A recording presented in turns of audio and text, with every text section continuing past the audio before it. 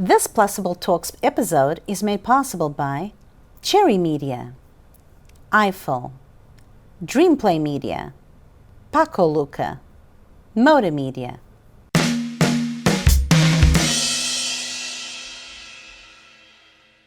Hello and welcome to another episode of Plusable Talks. I'm Carlos Ferreira and today we're going to be talking about staging. And I'm going to be interviewing not just any other stager. I'm going to be talking to Rosa Goncalves, the official stager of the newest A&E TV show, 24 Hour Flip. Rosa, welcome. Hi, Carlos. To Plusable Thank you for having Talks. So for people who don't understand it, and staging and decoration is a hot topic, and people really like to see the before and after, and a lot of it has to do with the final touches and the finesse. You have a background and your past, you thought of like maybe working in fashion. You ended up working in interior design, decoration for Gandia. So tell me a little bit of your story. Sure. So I've always had a passion for interior design, for fashion. As a little girl, I was always redecorating my room. It drove my mom crazy. But my mom kind of liked it too. So we enjoyed going out and doing shopping for home decor, clothing. It was all within the same realm. And then time came to go to college, and my parents, being Portuguese old school, they didn't agree with the idea of me going for fashion or interior design. They didn't really trust They that didn't, as I think, that many years ago, they thought that wasn't a career. That was something you did for fun. It wasn't a career. So I took business management. Was it a great idea back then? No, but everyone was taking business. So I went to college and then graduated. I think I worked in an office for a couple of months and I hated it. It just wasn't where I wanted to be. So I gave my notice there, and then I interviewed with Coach and with this company, which back then it was called Bergamo, and it was an interior design company. They worked only with interior designers, but anything to do with fabrics, furniture, lighting, decor. I interviewed with both, and it was at an entry level. Both of them were with customer service. I decided to go with interior design. When I went for the interview, I just walked in and I felt like, all right, I'm home. And so I got hired, and within a month, I got promoted to customer service manager. And within a couple of years, I was already working with interior designers and doing sales. And I ended up being there. They were then bought out by Dongia, I think about 10 years in that I was there, but I ended up being with them for 20 years. And I loved it. But again, it was corporate. And again, it was that 9-to-5 job. So I got laid off about 5 years ago. I wasn't thinking about staging, but I think about a month, I planned on staying home for 6 months, looking for a job after the summer. And I think about a month after being laid off, a friend or one of the school moms is a real estate agent. And she asked me to help her sell this property that it had been on the market for a while and it wasn't selling. And if I could just add some touches. And so I went to my house, grabbed a whole bunch of stuff, because I'm always changing stuff at home. Grabbed a whole bunch of stuff from home, went, helped her. And the house was under contract, I think, within 2 weeks. But in between that, I posted pictures on social media just for fun. And Michelle was one of the people who called me up, and she's like, you need to do staging. That's what you're going to do. So you thought you were going to relax for a little bit, but... Yep, and within a month, I was doing staging. And 5 years later, here we are. And now you have your own company, So Chic. And I have my own company, and it's flourishing, and it's doing great, and... most importantly, I love it. I really love what I'm doing. Because you can combine, your sensibilities that come from fashion, design. Exactly. And it's an empty canvas. You walk into an empty home, and the important thing is that it's a blank slate, and you have free reign to do whatever you want. So I think I love that. Like, I love that walking in and it's empty. And then once I'm done staging, I look back and sometimes I even surprise myself. I'm like, wow, how did I, like it's crazy. It really gives me a great feeling and I love it. Obviously, that requires talent, and you have both the passion and the talent for it. Right. But if you were to describe what makes a good stager, if you were to answer that, what do you think it is? It's what we just talked about. I do believe interior design is not something you learn. I think it's something that it's in you. Like, you have a knack for it. You can look at something and know that it's going to work in a certain space. And I have a passion for it. It shows in my work. And I think that's what makes me different from other stagers. Like, there are stagers that are just doing it because, okay, we're going to put furniture in a house because this house needs to sell. I really put my heart and soul into it, and I feel like it shows when you walk through a home and the little touches. I think it really shows. I think that what makes me different from I'm not saying that there aren't other stagers out there, because there are other ones that do beautiful work, but I think that's what makes me stand out from a lot of them. And it's definitely not a one size fits all kind of formula. So like every home is. So what comes to mind when you think of the type of furniture or decoration? Is it the size of the home? Is it the exterior, how it looks, the outside? How can you match it inside? Is it a contrast between the outside versus the inside? There's a couple of factors. Obviously, when you walk up to the home, if it's a modern farmhouse outside, then automatically I think, okay, the style I'm going with is a modern farmhouse. Sometimes I have to do older homes, right? So I tend to lean a little bit on the traditional side, but then I add some modern accents. So you're right. It does.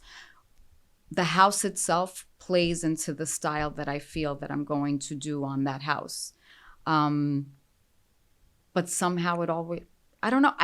It's hard to explain because it's just there. Like, I walk in and I look and I already know in my head, okay, this living room is going to take 2 sofas, or it's just only going to take 1 sofa and a chair. I never take measurements. It's crazy, but I really don't. Like, I just walk in and in my head, I already know what inventory I have in the warehouse, and I'm already picking out the inventory for the house. So when I leave there, I grab my little notebook and I write down a little list. All right, living room, I'm taking this, this, this. Kitchen, it's this. Bedroom is this. Like, again, I think it's just something that's here and it automatically just pours out. Like, I don't have to think about it very much. It's hard to rationalize, right? It's hard to explain it. Yeah, it falls into there. Realms of like an artistic almost sensibility as well. Right. And now, after all these years, and that you made a pretty good career for yourself, and you're an amazing entrepreneur. Go Thank women, you. Especially when we're celebrating Women's Month as well. Yes. High five to that. Thank you. Of course. And your parents, being Portuguese and a little bit more conservative in certain things, and these areas are a little bit more abstract in their mind. You're not. It doesn't fall in the realm of like what you would expect necessarily for the regular daughter of immigrants in a way, and in their mind. How did they accompany your career and see you blossom? Did they ever like, yeah, you're right, you're actually out of vision and we didn't know? Well, it's funny because I think all of us grow with the times, right? So I don't think, even when I started this, I don't think my parents were in the same frame of mind. They were 20 something years ago, where they were like, oh, well, that's not a career. I think my mom always knew like that was what I loved to do.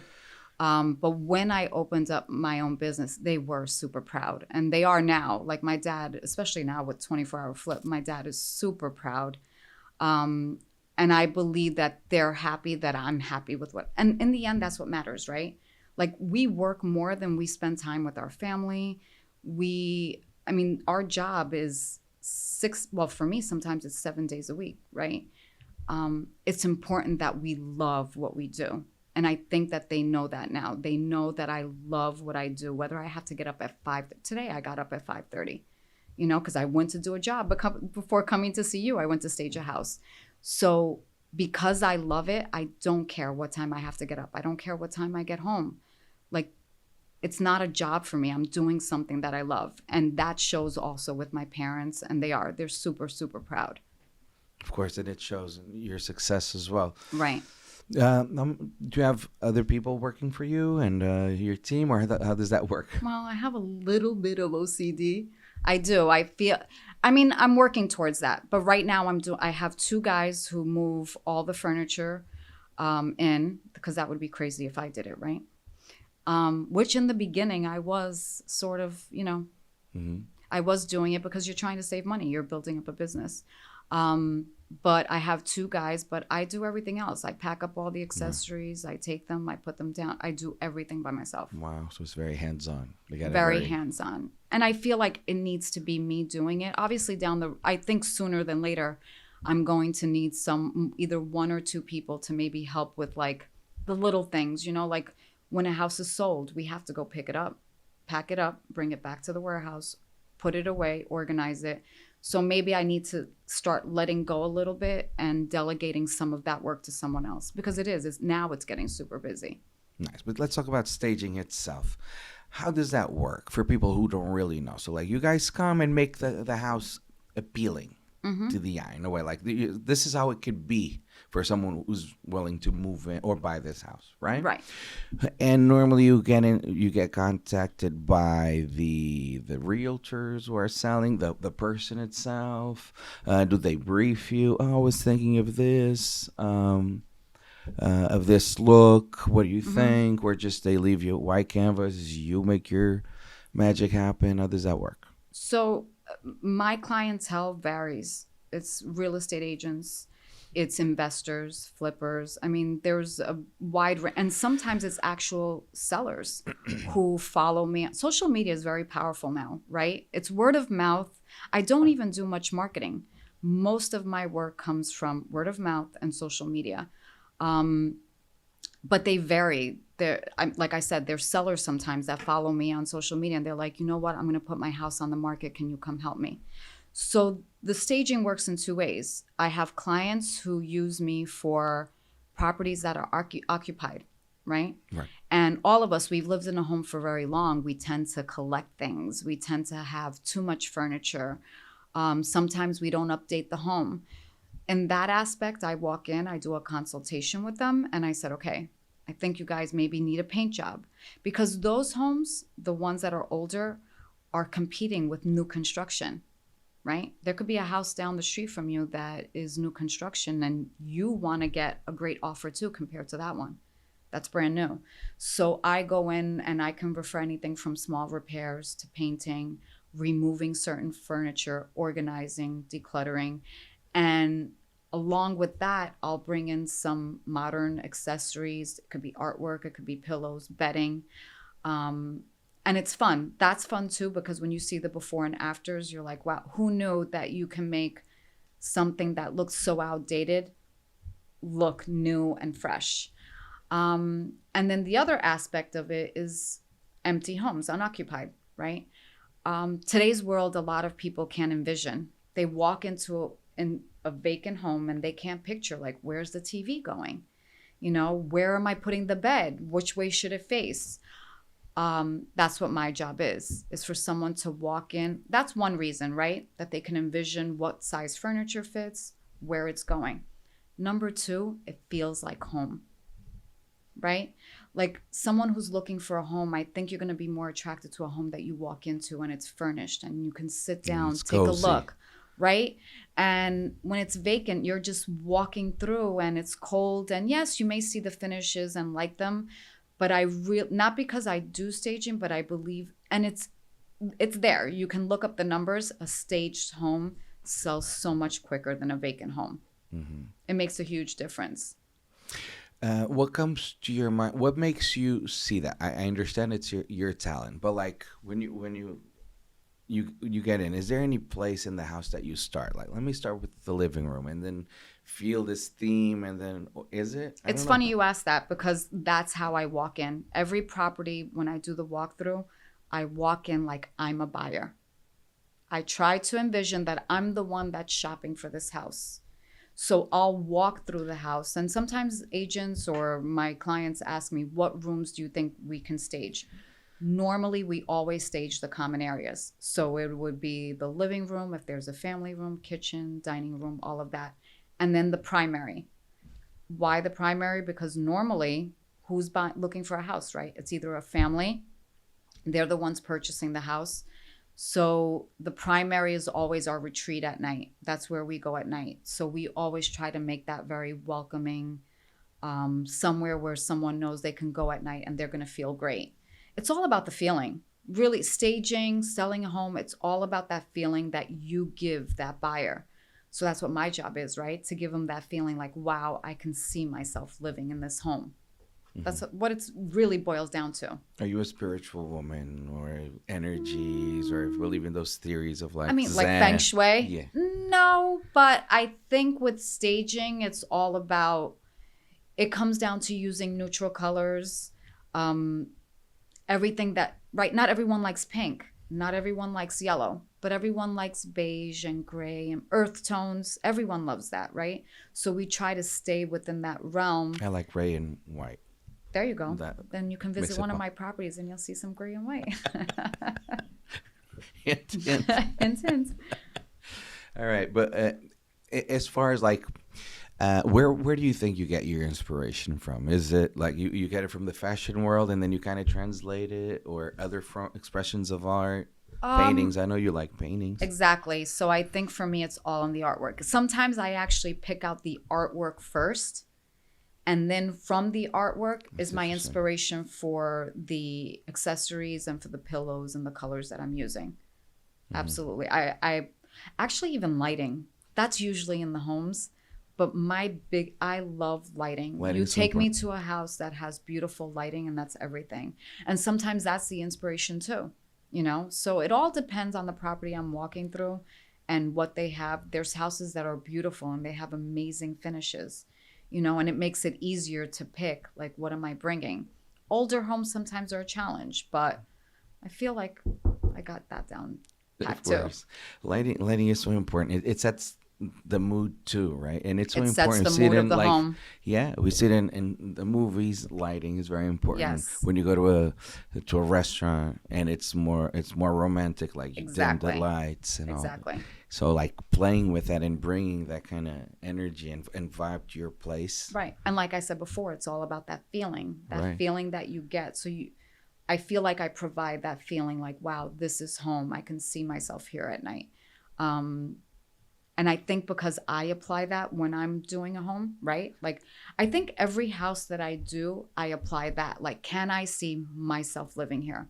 I need to make it look like my own home, like how I would treat my home. And I think when we put that into anything we do, like how we would receive it, is why it works, right? I mean, again, I told you it's hard for me to explain because I think it's just something that I have here. But it just comes out like again, it's hard for me to explain. Like, it's there.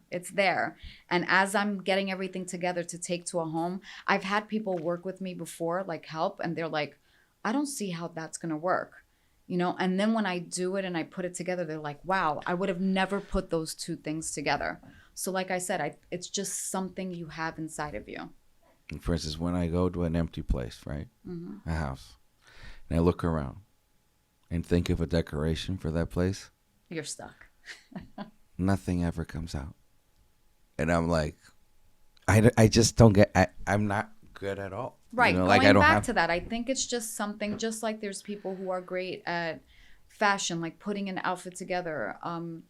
Everyone has that one thing that they're great at, right? Like that they just have a natural ability for. And again, home decor is my thing. I know it's my thing. Of course. And Jersey knows it's your thing. Yeah, and Jersey, America and maybe knows New it's- York, and now America knows it's America. your thing because. yes, 24-hour 20 flip. And how did that come about? So, like I told you before, Michelle was one of the first people that reached out to me when, you know, she did. She's the force behind of So Chic. Because the minute, Speaking of great friends, right? yes, She's an amazing she's an woman. amazing person. And I probably wouldn't be where I am today if it wasn't for her. But she's one of the people that she gave me the first couple of jobs that I had. And then she started referring me. And obviously that's a domino effect, right? She refers me, they refer me, and now I'm working with over 100 different agents that I work with. So with them, I became their preferred stager for Signature Realty. And then, as you know, John tried out these 24-hour flips years ago, and I helped him with those 2 properties. I believe one was in Garwood, one was in Berkeley Heights, if I remember. 24-hour flips, you yes, were there. I staged them. Yeah. And so I knew that that was a concept that John was working on, and I thought it was a great idea. But we just sat back and no one ever thought that it was going to become a thing, and that's what happened. So when they got contacted about the show, Michelle called me and she's like, listen, we got this show and you know that you're going to be the stager. Like, get ready. You need furniture. And I was like, I'm in. And here we are now, right?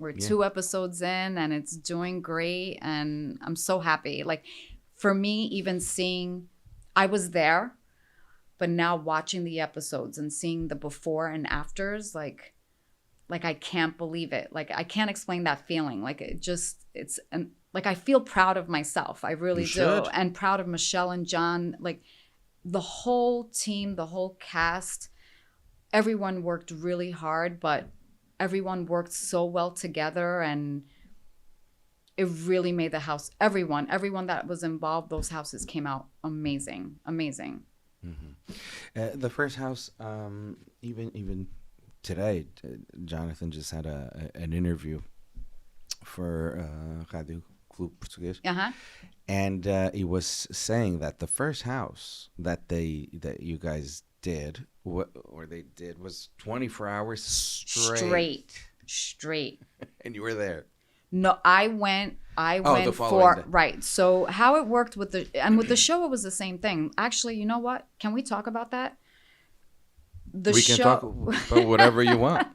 So, in normal circumstances, when someone contacts me to stage a home, I'm always about a week out, right? So let's say today someone calls me. Someone did this morning that they want me to stage a house. Tomorrow I'm going to go do the walkthrough. So the walkthrough is when like I told you before, I walk through the property and then I figure out, okay, this is the furniture I'm bringing. I have about a week, right? So I have a week to do my list, to pack the inventory. If I need anything, I can go buy it. With 24-hour flip, it wasn't like that. Even with John's first properties, because I'm not seeing the finished product until 12 hours before I have to be there. Right? Because I don't know what colors they're painting the walls. I don't know what fixtures they're putting in. I don't know what color the kitchen's going to be. So when I do the walkthroughs on Saturdays for the show, which was usually around 4:30, 5:30, sometimes 6, after that, I had to have everything ready for the next morning, which I had to be at the warehouse at 6 a.m. So that was a challenge of it, right? And even with his first properties, like you were saying before, it was the same thing.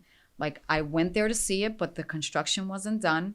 So I snuck in there the night before to go see, like, okay, what have they done? What color are the walls? What did they do with the kitchen?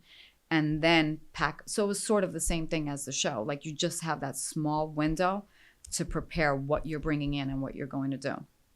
And it's a challenge. It is a challenge. Yep. Because if I didn't have something that we needed for that house available, oh, well, we had to improvise. Yes, but that's one part of it. The inventory is one thing, but like just you thinking about it on the spot. Mm-hmm. Because like a week's like, I don't know. I can't really think of anything. So like me, it would probably take me a lifetime. I know would be able to come up with a solution. But you, 1 week is like, maybe I can go with this kind of theme or that theme. Right. But like 12 hours, and it's just like. Yeah, you have to pull it together really quick. Did it surprise you that you had it in you like that? It did. And I think in the beginning when I went to go see the first property, I was a little nervous. I was second guessing myself, right? Because I was worried. I knew this was for TV and that it had to come out amazing. But after the first one, I was like, all right, we got this. We got this. Every week we're going to get this. And not that there weren't hiccups in between, but again, it's all about improvising. And now seeing the episodes, I'm like, I know in the back of my mind, like, oh, that was something we messed up there, but no one else is seeing it, you know? And they look beautiful. They actually really came out beautiful. What kind of hiccups are we talking about? One of them, I forgot the table lamps. So I think in one of the bedrooms, you'll notice that there's no table lamps. But you know what? We put flower. No one noticed, right? Because it's all about excess. No, they probably don't. They don't have any expectations. And we're our harshest critic, right? Everyone. I'm my harshest critic. So I'll notice those little things. And I remember even getting there, I was so upset. I'm like, oh my God, I forgot the table lamps. Yeah. Boom, done. And the girls were like, don't worry, no one's going to Welcome to notice. your room. Right. And no one noticed, but no one noticed. So it's all about just being creative in that moment. And if something's wrong, you just fix it and keep on moving. Right. What was the biggest challenge that you think you've had so far in the staging world with the show or not? Maybe outside the show.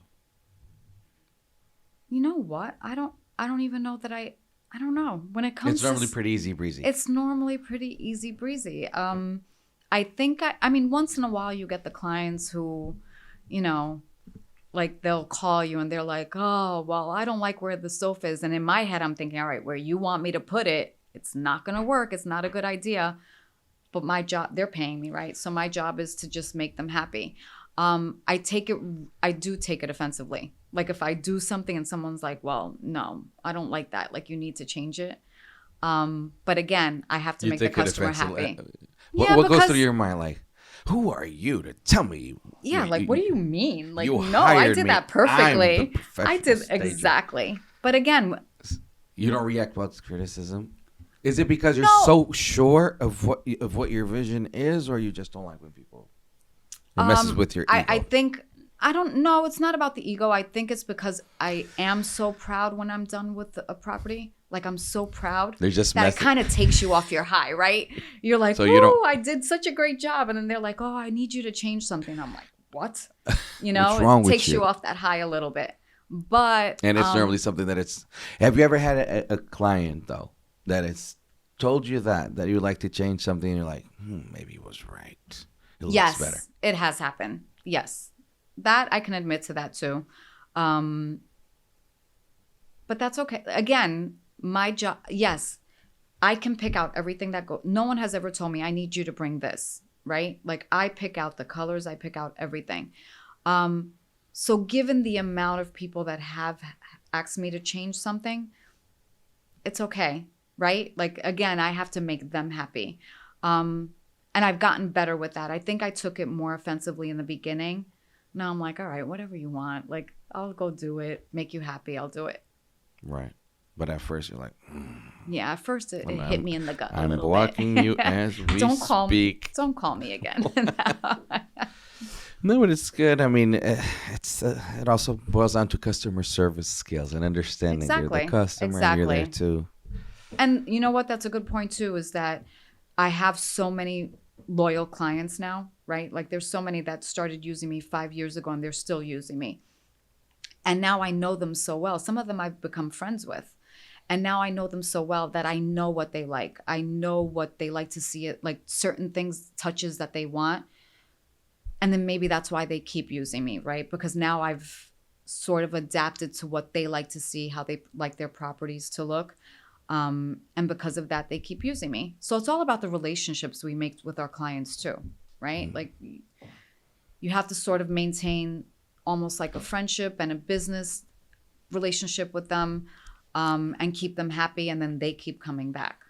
Yeah, obviously you're very talented and you have a pretty strong name in the market, which is great. Congrats on that. But it's also you're also very kind too. You're nice, so it's easier to work with you. Yeah. We just have to like whatever you do, otherwise. But they're like block. No, but it's there are more layers to working with someone. Well, I love working. I think that shows too. Like I love working with people. I am a people person.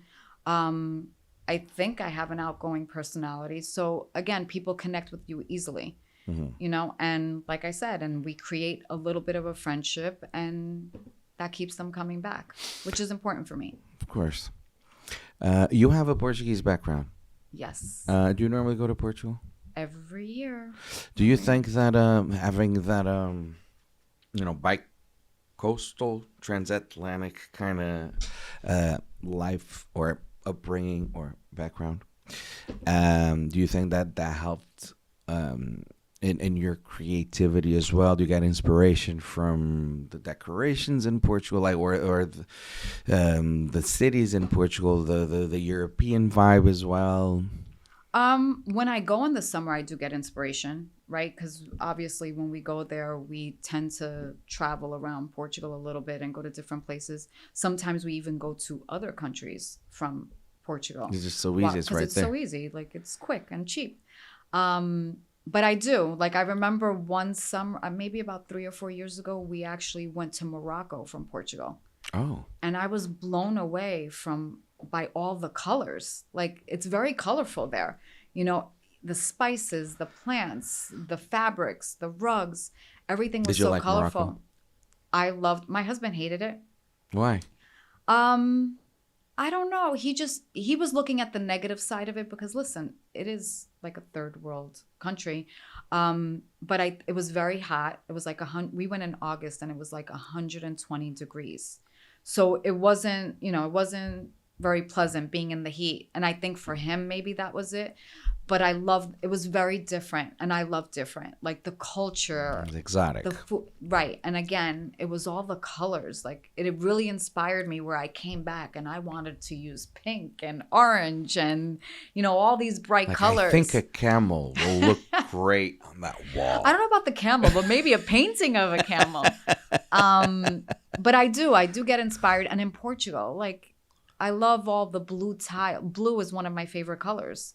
And I think what inspires me with blue is the typical Portuguese blue tile, right? We do use a lot of blue. Yes, I love that. So that is one of my inspirations. I think the Portuguese background too is also that, and you would agree with me, that Portuguese people are hardworking, right? Mm-hmm. Yeah. They're hardworking. And my parents came to America as immigrants and they were hardworking people. And I think they instilled that in my brother and I, where we're also hardworking. And when you do work hard, the rewards are there. So that comes, I think, from our culture. And so many other things. Listen, I know I was born here. But the blood in my veins are Portuguese. And I love everything about Portugal. I'm proud of I say I'm Portuguese. If someone asks me like, oh, what nationality are you? I don't say American. I say I'm Portuguese. Because in the end, I am, right? Right. It's not even always where you're born, right, but it's the culture that you're brought up with. And I love everything about the Portuguese culture. From the food, I cook, my meals are Portuguese. Music, I love Portuguese music. So I think that's made me also who I am as a person and who I am as a businesswoman. Mm-hmm. I think all of that plays, my culture, my parents, my upbringing, all of that plays a part in who we are as an adult. The fact that you also speak Portuguese, it helps. Fluently. Yeah, fluently, because, well, I don't know if I want to say fluently, right? Because fluently would be someone who's raised in Portugal. But I did go there every year. When I was little, I would go for 2 months until I was a teenager. I went to college. But even here, my parents made Obrigavam-te a falar. Tu falas bem. Oh, yeah, falo muito bem. But they like, we could only speak Portuguese at home. We were not allowed to speak to my parents in English. And my brother and I had to go to Portuguese school for 6 years, 3 days a week. Where? In Mount Vernon, because I'm originally from the Bronx. Oh, that's right. Yeah, I'm originally from the Bronx. And the Portuguese club in Mount Vernon had Portuguese school at night. Right? Portuguese. Yeah. And so my father would take my brother and I there 3 times a week. So I learned how to speak. I learned how to write. I learned Portuguese history, which don't ask me any of it because I probably forgot by now. But the great thing about that was every summer when I went to Portugal, because there was no email at that time. Right. I used to write. I used to be able to write to all my friends in Portugal. I would write letters. We would write letters back and forth. Ben friends. Right. So I hated that my parents at that age, like I hated that they made us go to Portuguese But school. now you appreciate it. But now, like, I'm so happy that they did that. I'm so happy because my husband's Portuguese. My husband was Where's he born from? in Portugal. He's from Aveiro, Oh, which we love Aveiro. We really love it there. Costa Nova. Yep. And he's from Gafenga de Nazaré. But we do spend a lot of time there when we go there in the summer. Praia da Barra is very nice. Praia da Barra. That's Well, where that's one Isabel's of our favorite. That's Well, where that's where Isabel's- Isabel is from. Yes, that's one of our favorite places. And we have friends from there too. But everything that my parents did about keeping us within the Portuguese culture has helped me also as being an adult, whether it's my husband, my kids. My kids love going to Portugal. But we love everything about the culture, everything. And I'm pretty sure it helps with your Spanish as well and communicating with the Yes. Spanish Well, my speaking. guys, my movers, they're Spanish. They understand some things, but I always have to communicate certain things in Spanish. But yes, it makes it much easier. Yeah, because sometimes it's not only keeping the roots alive, and a lot of these kids, they're American kids like you. You were born Yeah. here too. Yeah. But so sometimes making them see the bigger picture, fine. You might not really, because some kids, sometimes their parents go there, take them to the aldeia. So like the kids, I mean, going to Portugal My for them kids, right. Exactly. so That's like a good point. not every parent goes and takes them to and shows them Porto or Lisbon or the other global kind of Right. Portugal. So to them it's like, Portugal is boring. Everything Portugal is boring. Like I don't like the music, the bimba music, or so I'm into trap music. I'm into hip hop. Right. So, but like making them feel okay. One, showing that Portugal it's not that traditional or old school as some people might think. Two, showing them but if you speak Portuguese, most likely you're gonna learn Spanish easier. Easier. So Absolutely. and that's an amazing tool. The thing is that now when you go, because in Portugal, they start learning English at a very young age. Yeah. The bad thing about that is that, I tell them when they go to Portugal, you're going to have to speak Portuguese, but everyone there speaks English. So Yeah, they're well, like, the younger whoa, that's generation. great. Yeah, the younger generation. Yeah, they all speak English. But my kids, they love I think they go to Portugal only for the food. Who doesn't love Like, food? right. I mean, They how can you- love the food. It's funny when people tell me I go to Portugal, the food is so healthy that every time I go there, I lose weight. And it's like, I don't know what kind of Portugal are we talking none about? of us have Because ever every come time back I go skinnier. there, listen. No, never. And then you meet a friend, "Carletes, vamos comer, pá." Yeah. They all want to feed you. Everywhere you go, they put out a whole table of food. And it's like, e se não comeres, ui, you have That's to. offensive. Very That's offensive. offensive. You're just like, yeah. 3 plates in, and they're like, "No estás a comer nada." I know. And you're I like, know. "Yo, I can barely breathe." Oh, No, it's we funny. love it. And my kids love it too. And we, like you said, we don't just go and stay in one place when we go. We take them to different places and they enjoy it. It's cool. It's funny because we didn't go last year, and this year they've been asking me a few times, like, are we going this summer? And I said, yes. God willing, we're going. Yeah, and where are you from? Also, like, there's a lot of it's a very touristy area as well. Or your Well, where husband- my husband your is from, your husband. where Michelle and I are from. I don't know if I'd call that touristy, but You have that's Viseu where- close. Yeah, Viseu is Viseu's close. pretty cool. Not even that. What Great I love food there, about too. both is that when we want to relax, we're at my parents' house, and when we When you want to go- have fun and go to the beach and party at night, we go to Aveiro. So we have the best of both worlds, even when we go on the Praça do vacation. Peixe, I love Praça do Peixe. Praça do Peixe, and then we love Costa Nova, Barra. Again, we go to Barra a lot, but again, I'll never forget my Portuguese roots. They do sétimo, like the bar. Sétimo, yes. Very nice. Yes, been there with the beach and where you could eat on the sand. Yes. Yes, it's very, very nice. Really quaint. You were saying you like to cook Portuguese food. What's your favorite dish? My favorite dish to cook is, believe it or not, bacalhau com natas. Yeah, and that's my husband's favorite food too, is bacalhau. So he loves bacalhau. He's from Aveiro. How many bacalhau companies are there in Aveiro? Right. So yes, he loves bacalhau. I love bacalhau com natas. And my kids, my youngest maybe is a little bit pickier, but my oldest loves bacalhau too.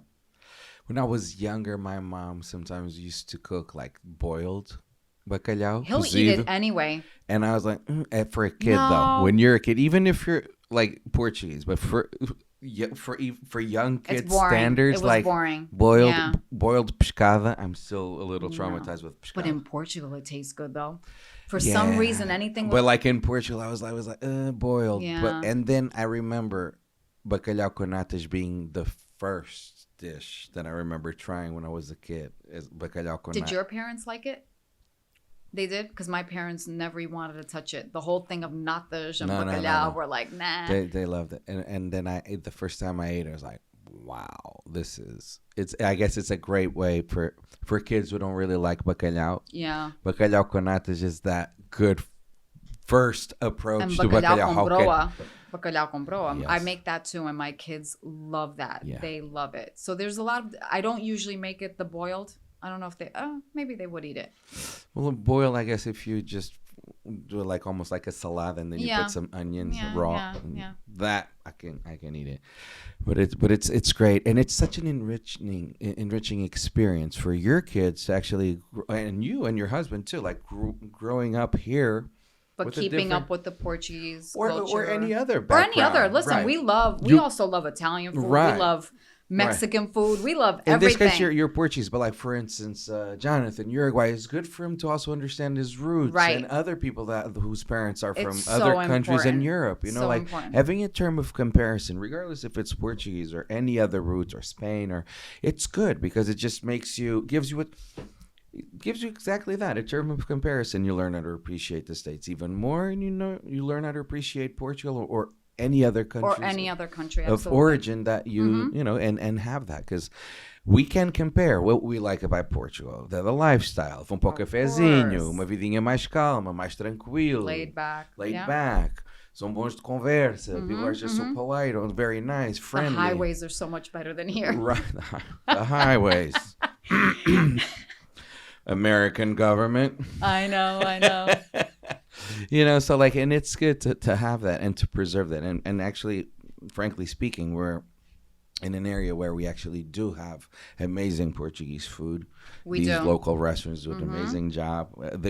For the most part, a lot of them would still be considered amazing Portuguese restaurants in Portugal. Agree. For Portuguese standards. So good job on that one, local restaurants in the Newark region. But again, and this is a great month of celebration. We have Michelle, we have you, taking the baton of women, not only Portuguese women, but empowered women in general, while we're celebrating Women's Month. And to see you on TV and do you feel that responsibility of like, do you think of like, what could there be young girls that see in me a reference and one day they'll like to be in my shoes? Does that even cross your mind? I know you're very humble, but like, does that even cross your mind, like that responsibility? It didn't cross my mind, but actually recently, since the episodes came out, I have had people reach out to me asking me if they could shadow me, because they'd one day like to get into either home decor or staging. And I 100% would love to help people like that. They can come watch me. Listen, there's enough for everyone. So I'm not like that. Like if someone wants to learn how to stage, opening up their own staging company, absolutely. Especially women. I think I learned that even from Michelle. Like she's all about the women around her succeeding. And I want to follow in her footsteps with that. Like anyone that needs help from me, and whether it's getting into any other type of business or needs some type of direction, 100%. But no, I never, even with filming the show, I never thought about that until people started reaching out and asking me that. And I'm like, wow, that's something to be proud of, right? That someone can ask you to help them or somehow teach them in the future to do the same thing, because it might seem like it's hard, but it's all about just having the passion for it or really taking the initiative to do it. But yeah, it's crazy. Like, again, like you said, You're a role model. I know, right. And it's hard for me to look at me that way, But again, I think now with 24-hour Flip coming out and the, people reaching out to me and what they're saying, and I'm like, wow, like I did that, and that's when it starts sinking in. You don't think about that before, because while you're filming, you're just in that mode. Like, all right, I finished today. Now next Sunday is another one. What do I need to do before next Sunday? You're not thinking about it. You know, the cameras are there. But for me, I was working. Like I wasn't really thinking about the cameras being there. And now that everything's coming together and you're seeing it, you're like, wow, this really happened. Like now you're waking up. Before it was like, sometimes I have to pinch myself and be like, I can't believe this is happening. Were you ever during the show and when they were filming it, and you saw these cameras and all, and did you ever think, well, I wonder how this is gonna come about, how this episode is gonna look, or how this can just become a TV show? Because I see just a bunch of confusion and stress and all. Like, did you ever think about that, or you're just curious? Not yes and no, because I had already been on camera. I had filmed 1 or 2 episodes for The Real Housewives of New Jersey, because Michelle listed one of the housewives' properties, and I went in staging. Oh wow! And then after the fact, she asked me to organize her closet, and that came out in People's Magazine, top closets in America. So that was huge. And then I filmed for Lakefront Bargain Hunt on HGTV, which it was a couple in New Jersey that bought a lake house in the Poconos, and she asked me to go help her to decorate it. So I had been around cameras, so I wasn't nervous about that. And I also knew that the amount of filming that we do, like for 24-hour flip, there's hours and hours of filming. And I knew that they have to squeeze that into less than an hour. So I knew that there was a lot that wasn't going to show up. And I knew that there was a lot that, we said or did that wasn't going to make the cut.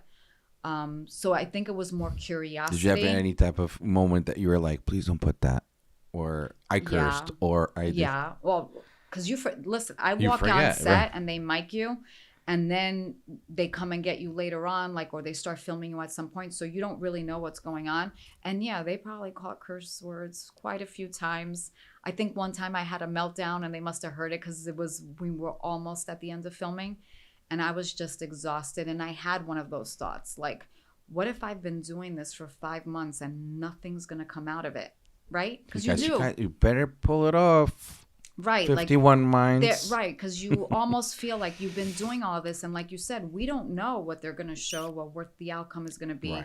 Or what if the show was a flop and, I hadn't seen my kids every weekend. I didn't go to any of their soccer games. You had a meltdown. So I did. One day I had a meltdown and then I realized, I was like, oh boy, like I think they just heard everything I said. But they were totally okay with it. They said that it was actually okay because there's people that had a lot more than before the one I had. So it's normal, right? Because you're tired. I don't think no one realizes how much goes into it. It's a lot, it's a lot. Mm-hmm.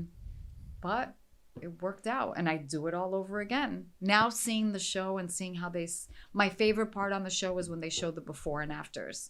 When they show what the property looked like before. And then you're all proud of yourself. And I am. So I'm really chic. Proud. Really, really proud. The show, you stage homes within the realms of like the 400,000, 600,000, more or less. That's the average. Mm-hmm.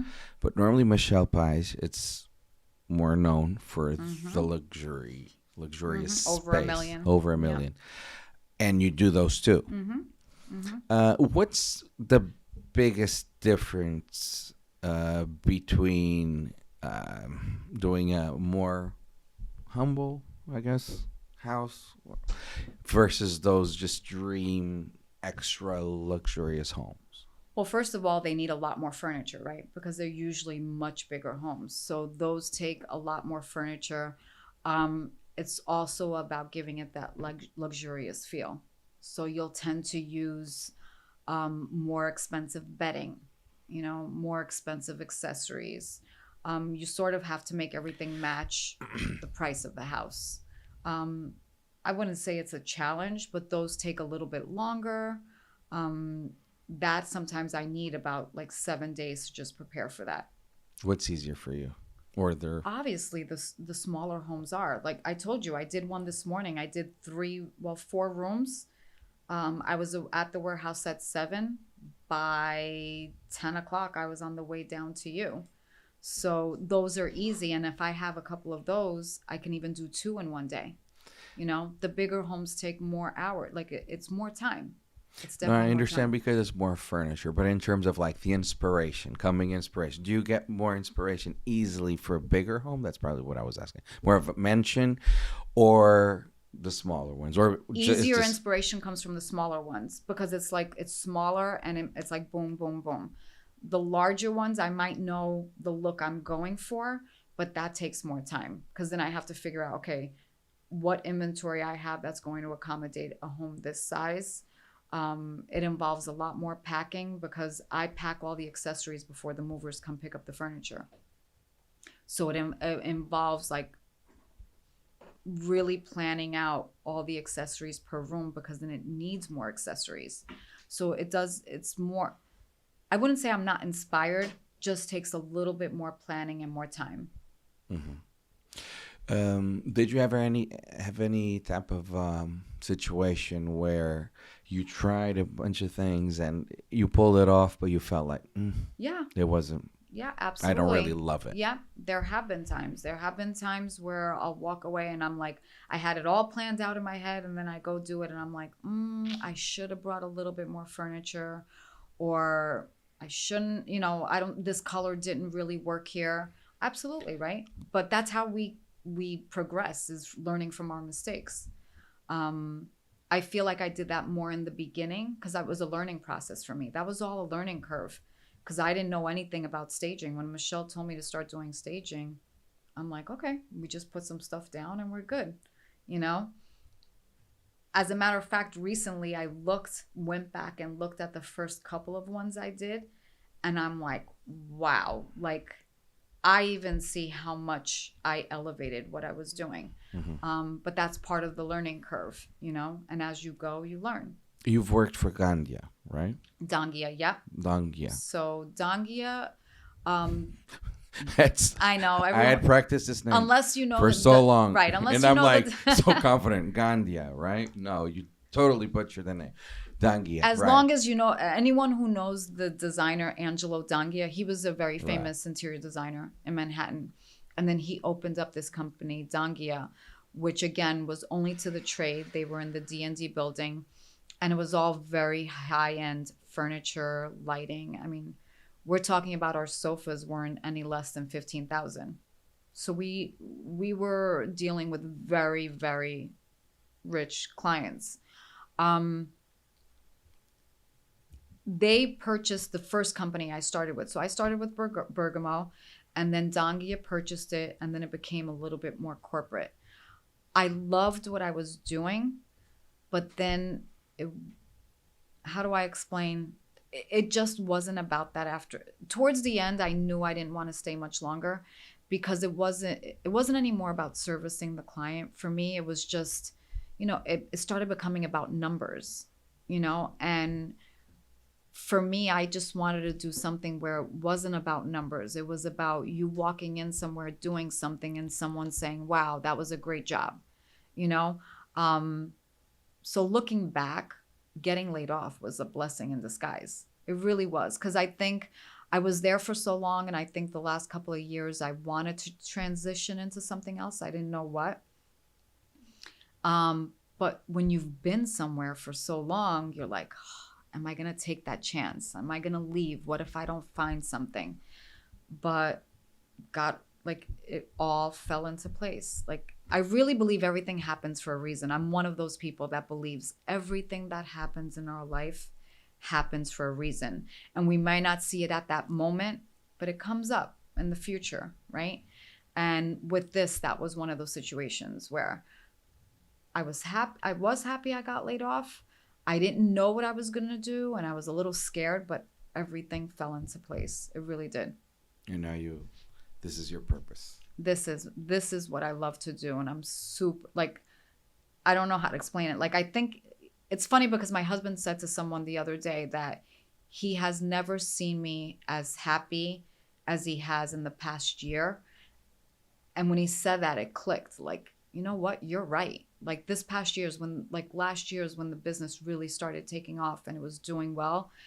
And I've really been happy. And it took him saying that for me to realize it. And he's all very proud, of course. Oh, yeah, he's super proud. And the kids. He's like my biggest fan. Yes. My kids are happy. They don't show it too much, but they're teenagers, right? Like teenagers, like they don't whatever. watch TV. They don't watch TV. Like kids nowadays, they watch YouTube and TikTok and all of these social media things and They'll Netflix. see this on YouTube. Yeah, they'll see it on YouTube. But you know, they're boys, they're teenagers. They're not like walking around saying, "Yeah, my mom's on TV," but they're proud. They're definitely proud. Of course. Where can people find you? So they can find me on Instagram. That's my biggest platform. It's So Chic Home. I have a website too, www.sochichomestylist.com. And then on Facebook. I don't get much interaction on Facebook because I think Instagram, right? That's like the big thing now. And TikTok. And they can find me on 24-hour Flip, right? Mm-hmm. Would you like to give any type of advice to a younger generation of stagers or people in general that reach a plateau and then got laid off? Now what? Because you came from, it wasn't your design, but like creating a new business is always a whole other thing. Absolutely. Absolutely. I think it's important to listen. In the beginning, there were times that I too, because you're investing, right? You're investing. And there were times that I'm like, what am I doing? Like, where is this going? And I think if it's something that you love, you don't give up. It's important to network. Surround yourself with people who sometimes are business owners or know about business because you learn from them. I learned so much from John and Michelle. And again, I'll say it again, I don't think my business would be where it is today if it wasn't for them because they're so inspiring and they're always pushing you. Helping. Very supportive. So I think it's important that you just, like, you don't give up. Like, there's always a way. You just have to find that niche, right? But there's always a way, always a way. And I'm pretty sure you're in a position to help. And I would love people. to. I would never turn anyone down. If anyone needed help or if they wanted to, again, shadow me or just come meet me one day at work and see how it's done, would never have a problem sharing that. Very good. Here's the advice of Rosa Goncalves. For the time being, what do you think that people can expect from 24-hour Flip? And what makes it really unique and your staging? And what would you say about the show? Well, every episode is very different. And I suggest everyone keep watching because there is some fun stuff coming up. Like I said before, there's some hiccups, whether it's in construction or staging. But in the end, we pull it off and the properties come beautiful.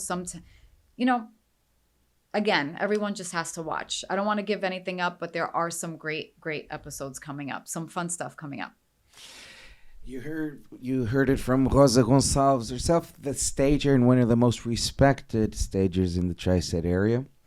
And it's pleasure. Thank you for being here. Thank you. This was another episode of Plusable Talks. You could always follow us at +PR. Carlos Ferreira, and it was a pleasure being in the great company of Rosa and obviously yourselves.